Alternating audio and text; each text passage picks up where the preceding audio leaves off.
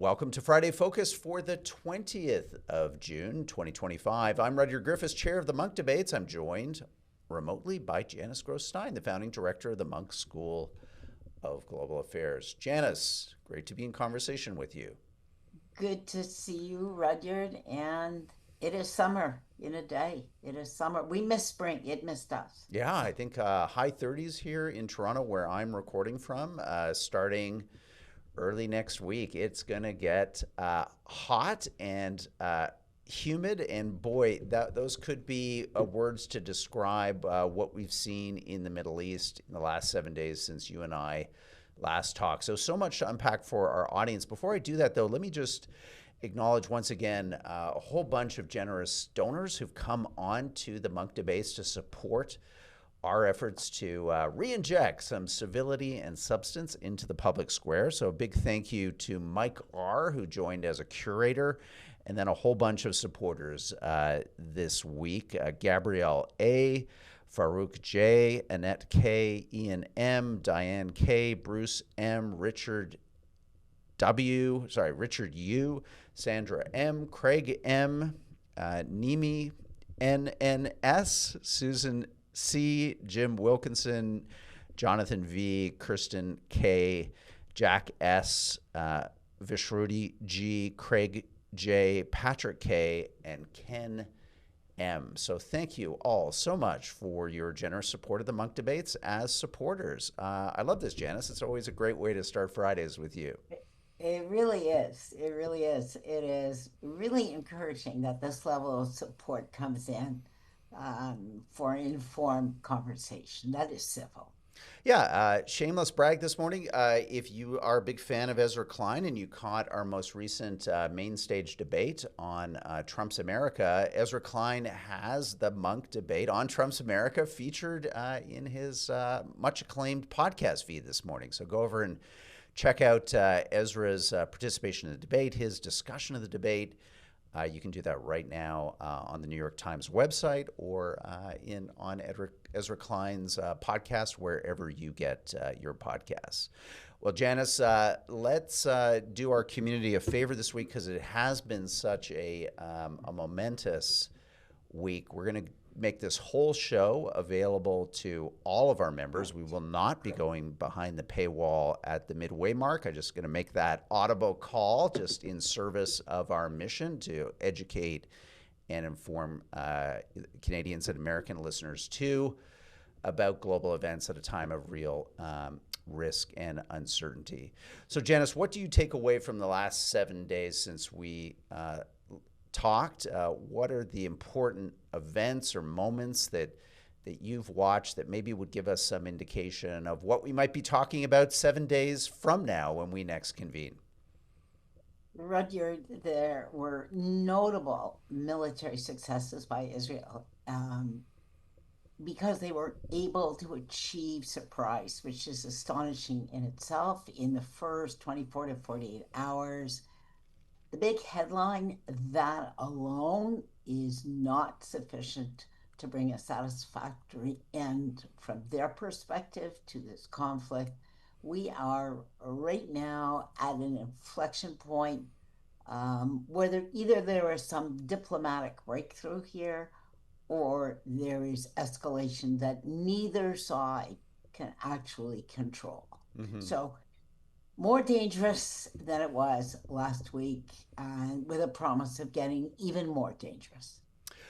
Let's talk about the diplomatic channel because it's clear that President Trump, for whatever set of circumstances, we can talk a little bit more about some of the divisions that are emerging within his conservative movement in the administration. But let's put that aside for a moment. Instead, it seems that the president is saying, who's not at the negotiating table as Iran's foreign minister meets today and this weekend with his European counterparts, his condition seems to be that Iran must abandon all enrichment. In other words, not simply can they ship off their higher enriched stocks of uranium, they would need to ship everything out, all gone. Whatever uranium did come into the country for civilian purposes would be carefully monitored and controlled. And it seems so far, Janice, that we are hearing not only from the hardliners like Khomeini, the Ayatollah, but also from the so-called moderates. I guess that's always a bit of a euphemism when you're talking about the Iranians, but the moderates within, let's say, the Ministry of Foreign Affairs and elsewhere, that this is a non-starter, that Iran will and must maintain the right to civil enrichment of uranium as guaranteed under international treaty and law. That is correct. They are signatories to the Non-Proliferation Treaty, Rudyard, and they have that right. And they are dug in, and you are quite right to say this is across the political spectrum inside Iran.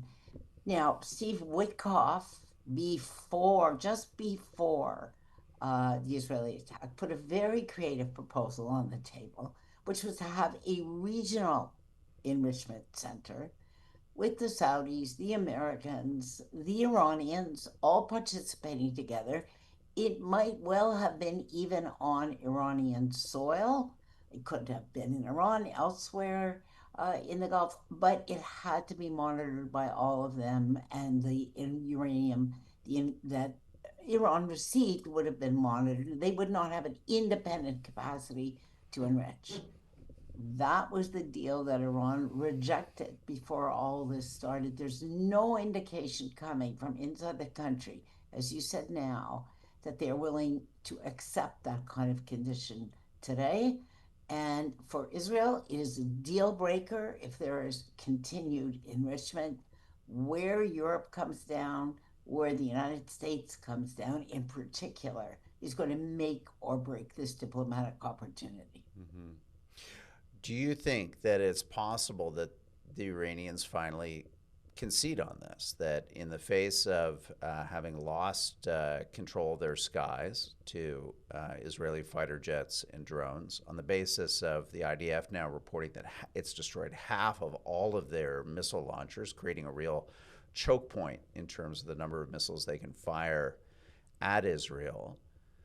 I mean, is there a moment where the regime just says, "Okay, this is a matter of survival. We are facing, regime collapse, and we are going to trade away our right to enrichment. We may think it's unfair. We may, feel the sunk cost. I've seen estimates of to $500 billion is basically what Iran has spent over the last 20 odd years in terms of this whole program. Its creation, its funding, the proxies that it had to arm to create a threat that it could, in order to allow it to continue the program. This is a massive sunk cost for this regime. Understandably, therefore, they are reluctant to let it go. But Janice, does there come a moment where it's a choice between survival and enrichment? There's certainly history that says that when the supreme ruler perceives an existential threat to Iran, there is a capacity to concede. They did that after 8 years, though, Roger. An absolutely devastating a war with Iraq that Iraq started, not Iran, but Iranian cities were being bombarded by chemical weapons at that point. So it is there certainly is precedent for this Ayatollah, for the supreme leader, but it comes only when there is truly an existential threat. And that is not, I don't think, where we are yet. You're right that they have lost control of their skies. You're right that half the missile launchers have been destroyed. But Israel is now already beginning to experience a shortage of interceptors at the current rate at which they are consuming them as they defend against these launches. Iran, first of all, still has the capacity to fire considerable number of missiles, despite losing half its launchers. They did it this morning. Secondly, the only resupplier of interceptors would be the United States. And it's not only a case of will here or using resupply as strategic leverage, which Henry Kissinger once did, it's the United States itself is low on interceptor missiles. The Iranians could well make a bet. We are going to outlast Israel. We're going to husband our missiles. We're going to go slow. And they will lose their interceptors faster than we will lose our missiles. I don't think we are anywhere near the desperation point yet. Mm-hmm. Let's shift the conversation to the president because he seems to be, if not the deciding factor He in is. this conflict, then He is. certainly one that will either accelerate the risk and accelerate maybe the end to it or the extension. We don't know how events will play out. But Jess, what did you make of his backflips and kind of convoluted? I don't know what I'm going to Oh, decide until I know what I'm going to decide. I mean, how how do we parse all this? And then finally, a decision. We don't even know if it's actually a decision. we don't. We To don't. quote, You know what, wait dude? two I weeks, have to close say, quote. it's astonishing. These are very, very high stakes that are involved. This is a very, very dangerous conflict at this moment. So he starts, let's just put this into a slightly longer time frame. He walks away. He breaks the agreement with Iran. He walks away from an agreement that President Obama had signed. Said it was the worst deal in the world. And he predicts that when he becomes president, the Iranians will come back to the table and he'll get a deal, much better deal. Well, he hasn't gotten it. Netanyahu took advantage of a window of opportunity that he saw, thinking that when he started this, Trump would come in behind. Because there is, as everyone knows, I think, the enrichment center at Fordow, way underground, which enriches over 20% of the uranium. And it takes very special equipment to really damage those centrifuges. Only the U.S. has it. He then leaves the summit. He leaves at the summit in Kananaskis, allegedly for an emergency meeting in the National Security Council. What do you think? Some big announcement? No, nothing forthcoming, and outcomes after he's pressured by MAGA supporters who from the beginning have been opposed to any further U.S. involvement in any Middle Eastern war, as is Donald Trump, who says he does not want to take the United States into another forever war, versus the hawks who are around him, who say this is the moment.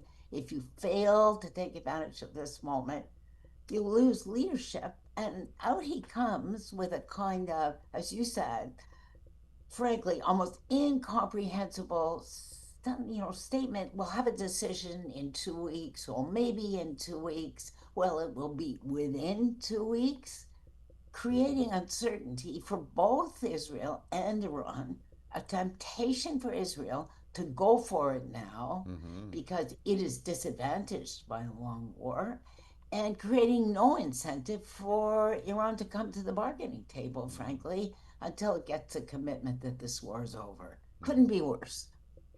Janice, it's like, it is like reading chicken entrails thrown against the wall when you're trying to Yeah. understand what this president means. But the White House did say something else yesterday, which is, and again, I don't know if it's factual at all, but it might be important to try to understand their convoluted thinking, which is a statement that Iran was within 2 weeks of obtaining a Yeah. nuclear device should the Ayatollah order it.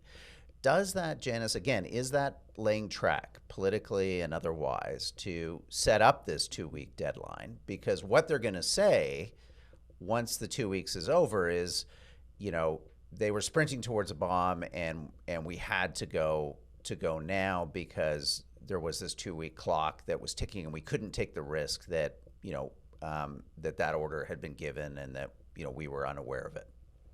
So, first of all, Roger, I think it's important for our listeners. That statement was contradicted by the U.S. intelligence community within hours through a leak, right? So, there isn't factual evidence to support that. Mm-hmm. No, I And understand it's not factual, but the uh, point is it okay, yeah, political and is it yes, is it yeah, creating, for better or worse, a clock that is maybe more real. That it's not going to be what's the acronym they use for Trump? TACO. Oh, yeah. Taco. Trump always chickens out. Right, and That's that what 2 weeks taco is is. really 2 months is really 2 years, and Well, none of this is real. there's no Is there two. act? Did he take a pencil out and put some, and again with a scratch? Did he put some kind of line under this to make it a little bit more than his usual, boviating? Well, I think you're right, Roger, that he's laying track um, for the possibility, and that's the strongest statement I can make, for the possibility that he decides to use, B2s to drop these very, very deep bunker buster bombs. And just again, for our listeners, this is not a one off. There is that view in the public, just drop a bomb. That's all the United States has to do. That is not the case. It is repeated number of bombs done with repeated flights over this area. It is not over in a day or in a night or anything like that. And I think honestly that was tracked to lay to provide a justification should he decide. He has no idea yet what he's going to do. He's vacillating as he always does. And that's about the worst messaging that you could send to both of the parties right now. You're just One creating incentives for both of them to exploit that indecision. One other way to try to maybe get into Trump's head is that we have seen this kind of sharp debate between, Oh, the yeah. likes of Steve Bannon being allied with Tucker Carlson against, Mark Levin and Fox News and the so-called doves versus hawks, and it's just kind of strange again to see Yeah. the nativist side of the MAGA movement really come out actually in kind of force. There were reports, I guess, that Steve Bannon had lunch with the president yesterday. Maybe this had been planned for a while, but nonetheless, the MAGA doves have some access here. And I wonder if what they're not whispering in his ear, Janice, is something like, Mr. President, only three other presidents have received the Nobel Peace Prize. You like small clubs. You like exclusive clubs. This is your chance.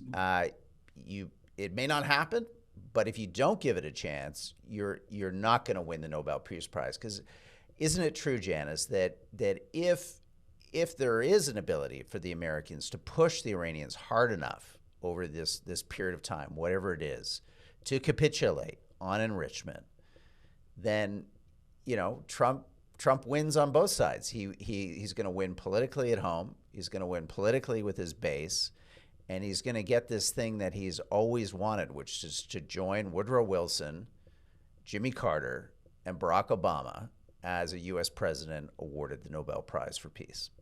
Yeah, but what a gamble to take, Rudyard. And Netanyahu is very aware of precisely that instinct in Trump. He's had a rocky relationship with Donald Trump despite all the rhetoric, and he's going to push the envelope.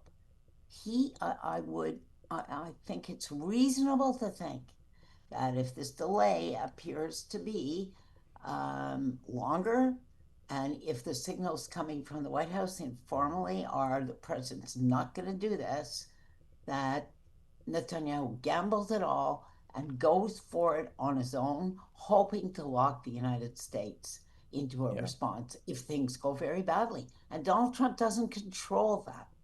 that's right. And let's remember, Netanyahu already did this against the explicit wishes of Donald Trump just a week ago. Mhm.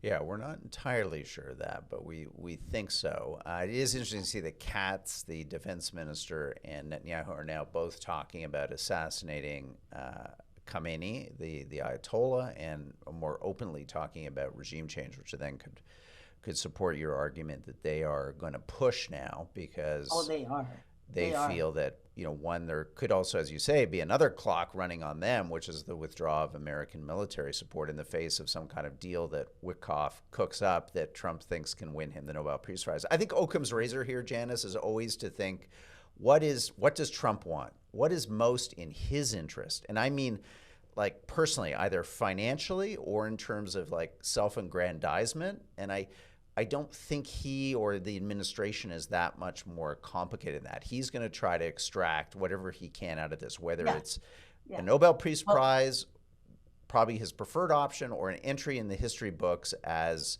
you know, the U.S. president who took out Fordow. And that's where I want to end our conversation, because the other kind of key topic that I think we need to address for our audience today is this third site, a Fordow, a heavily fortified enrichment facility, basically buried within a mountain. Talk to us a little bit about what Fordow is and the challenge yeah, that it represents in terms of yeah. both the Israelis and their ability to neutralize Fordow as an enrichment site, and then, as you said, even for the Americans, that the challenge that this hardened, purpose-built enrichment facility, made for precisely this situation, an attack on Iran's nuclear program.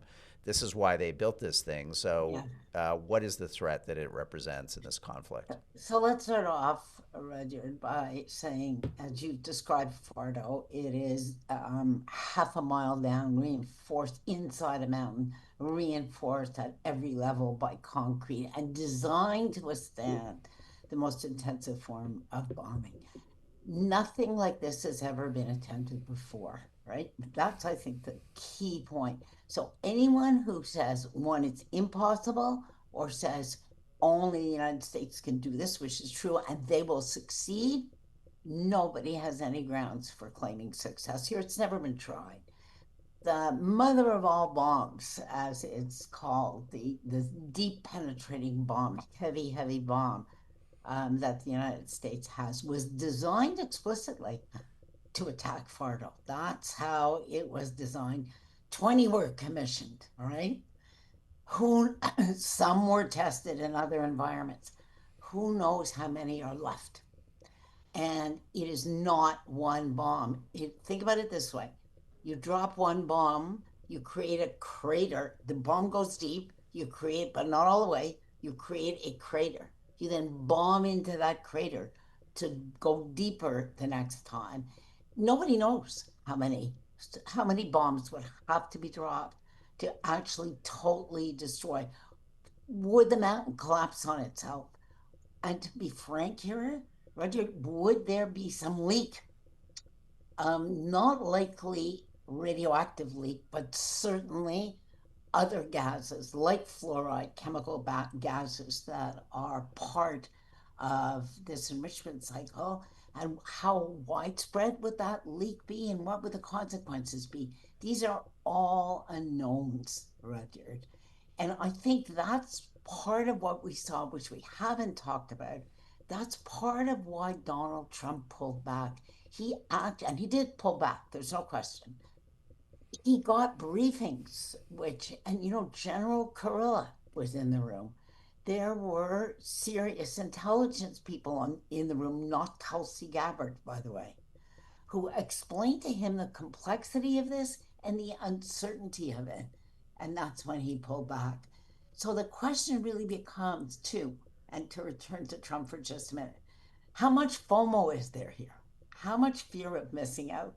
Because when I read that tweet, we have control over the Yes. Iranian skies. Who's the we, Yeah. right? He wants to be on the winning side of this, Roger. It's also, That's what Janice, he that he wants. wants to be at the center of attention all the Yeah, time. yeah, And that the 2 weeks also, satisfies that itch, that it means yes, everyone hanging off his every word over the next 2 weeks. It's just, again, just an absolutely gobsmacking way to see it the is. world's, superpower run itself around one person's, obsession with Yeah, yeah, dominating everything all the time in this attention economy that we live in. And I think he was getting jealous that Bibi yeah. and Israel effectively was dominating our attention. So he had to insert himself into that process. It is the most, I don't know, when in international relations have we, seen something No, like this, where one person's kind of personality disorder is basically, shaping a conflict of immense inherent risks and very high stakes. Look, I couldn't agree with you more, Roger. And let's just add in two other factors here, which is why I have felt from the beginning that this is so dangerous. Donald Trump and his, frankly, personality disorder. Benjamin Netanyahu has everything riding on this, everything. Mm-hmm. His whole legacy, his whole career. If this goes badly, he's finished. All right. He has nothing to lose right now. So he will take every risky gamble. And Khamenei backed against the wall. If he loses, or he escalates and loses, uh, he loses everything. This is the worst recipe for careful decision making over one of the most serious crises we've faced. This is a crisis over nuclear weapons. Mm-hmm. Let's not forget that. Mm-hmm. And we have the most irresponsible set of leaders we can imagine. Great. Uh, the IDF, though, as we know, has been planning for this mission for going on 2 decades, and I think we certainly Yes, saw in the opening week just the extent to which, technologically, in terms of intelligence and otherwise, that they are executing against a very detailed plan. So surely, Janice, they wouldn't have just left Fordow off their chalkboard. Surely they would have had a series of contingency plans on the basis that the United States would not strike this one remaining kind of critical enrichment facility. Is there a possibility that we are in store for more surprises, yep. and that assuming that this has to end with American participation maybe isn't being creative enough in the light of, again, remarkable ingenuity and prowess shown on behalf of the Israeli military. There are so many possibilities here, and I think you're right, Rudyard, and that's what made me say Netanyahu is going to go for this. If there's any sense that Trump is backing off permanently, he will go for this. Because if Fordow remains intact at the end of this operation, Israel failed, right? Mm-hmm. And And Netanyahu Netanyahu, failed. And this is, as you Netanyahu say, has this failed is probably the singular issue of his entire political career. I think people need to everything. understand that that at various times he's walked up to this and he's walked away from it, but he has always stated and always had as his objective the defenestration of Iran's nuclear program. Absolutely. So what kind of plan? There's been all kinds of speculations about commando raids, and it's not impossible they would have people on the ground because we know they have people on the ground. But think about how much more difficult surprise is now than it was a week ago. It's obvious to everyone that if the United States is not going to do this, that Israel will go for it. And the Iranians have reinforced that site because it is for them too. Mm-hmm. Um, Use it or lose it at this point. Number two, and I don't think we should minimize this possibility, the Iranians have very likely moved some of the enrichment site Yes. uranium Yeah. to other sites, thinking that they may, Black sites yeah, that are, black they could be in a sites. barn, they could be in a shipping Yes, container. They could yes, have taken a lot of this 60% uranium, enriched it to 90. We don't, I mean, we think we know, absolutely, but do we really know? absolutely. And I And understand, Janice, smoke it only takes about 40 to 50 kilograms of to the make a bomb. 60% enriched to make a bomb. So you're talking Yep. about, I don't know what 40 or 50 kilograms of uranium looks like, but it's They not a can make tractor about trailer 10. even. It's Yeah, probably a car trunk. yeah. So if you think about it that way, right here, and I know people are going to disagree with me when I say this. The best way for this to end is a diplomatic solution. The best way for this to end for everybody involved, given the risks and where we are now, we actually need a fast moving diplomatic solution that walks both Netanyahu and Khamenei back from the edge of the cliff. Mm-hmm. On this, just to wrap up our conversation, because it should be said, Israel has its own atomic weapons. Yes, it These are does. not, they're never claimed, they're never stated, but there are, Most reliable certainly estimates does. that they could have 90 to 100 Hmm. atomic bombs. So what does that mean, Janice? Why don't we talk about that more? Why isn't that more part of this conversation? I mean, it's a slightly bizarre thing that, and again, this isn't in any way to excuse Iran's nuclear program or to, argue that Israel shouldn't be doing what it's doing now, which is, I believe, removing a real and urgent threat. And people can say, well, that bomb wasn't ready in 2 weeks. Maybe it's 2 years. But the fact is, they had a set of circumstances where they could go Yep. after this threat for the first time because Hezbollah was degraded, the radar systems were down.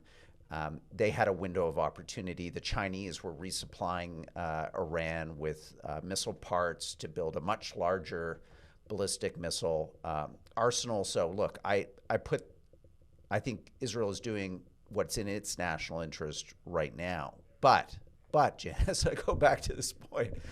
They could have 100 atomic weapons, and nobody's Wow. talking about this. Like You're nobody absolutely internationally right. talks Right. about it. The president doesn't talk about it. European leaders don't talk about it. Our prime minister doesn't talk about it. Why do the Israelis get this incredible pass where Yeah. no one mentions that they are a nuclear power? Yeah, you're absolutely right. And it's a completely asymmetric conversation. Just to elaborate for a second on what you're saying, this is a nuclear power trying to prevent another country from acquiring a nuclear weapon. And Israel has not signed the Non-Proliferation Treaty. So why does this happen? First of all, Israel has never declared that it's a nuclear power, and nor has it threatened to wipe out any other country with its nuclear weapons, not even under these kinds of circumstances. For sake of illustration, Israel could use a tactical nuclear weapon against Fordow. Mm-hmm. That would be it, right? That would be it. They have never suggested, nor threatened, nor whispered in anybody's ear.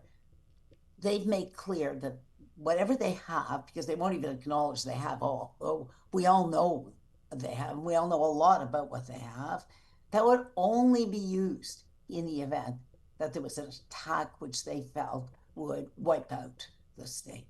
So it is one of the most defensive postures one could imagine. Secondly, and here's I think the big takeaway of this year, we've seen for the first time nuclear powers, nuclear states attacked by non nuclear Mm-hmm. adversaries. Ukraine attacked Russia on land and in the air. Russia's a nuclear power. Ukraine is not. Iran used ballistic missiles against Israel a year ago in April, right? They were doing that knowing that Israel was a nuclear power. And I would add to And that, that, Janice, India, yes, maybe for, again, I don't know that reasons are ever valid, but for reasons, attacked Pakistan. Now, they're both nuclear powers, but the Pakistani nuclear deterrence did not stop that's India correct. from rocketing Islamabad, That's correct. rocketing a military base which is adjacent, supposedly, That's to where correct. Pakistan stores its nuclear weapons. So, like, That's correct. do nuclear weapons have a deterrent? Well, that's the issue, isn't it, coming out of these last 2 years? How valuable are nuclear weapons? What do they deter? If you look at the scope of these attacks, what use are they? The country that has them can't use them or won't use them for very, very good reasons, but they no longer, and in fact, they make it possible for conventional attacks beneath that nuclear threshold. That's a big, big question that we take away from all of this. Yeah, what I worry is that one country will feel that it will have to reestablish the deterrent Well, effect of its nuclear arsenal by doing just that. Unfortunately, using one, that's where we don't want to be, Roger. because what is the point? What is the Yes, point for these yes. to have these expensive, deadly Yes. deadly arsenals. Well, Janice, a fascinating, far-reaching conversation this week. I'm so glad we opened this up to our entire community. I thank our monk supporters and monk curators for, in their own way, extending the generosity of their support to all of our free members who've joined us for the entirety of this episode. We don't do this all the time, but from time to time, when we feel like there's a momentous week like the past 7 days, it's great to get this knowledge and information to everyone. So thank you for sharing your wisdom and insights, Janice, and we'll do this all again next Friday, and who knows what will have happened by then. Let's hope we are less concerned than we are right this moment, Frederick. Absolutely. Ladies and gentlemen, thank you for watching this edition of Friday Focus. I'm Rudyard Griffiths, chair of the Monk Debates. I've been joined by Janice Gross Stein, the founding director of the Monk School of Global Affairs. Until next time, bye-bye.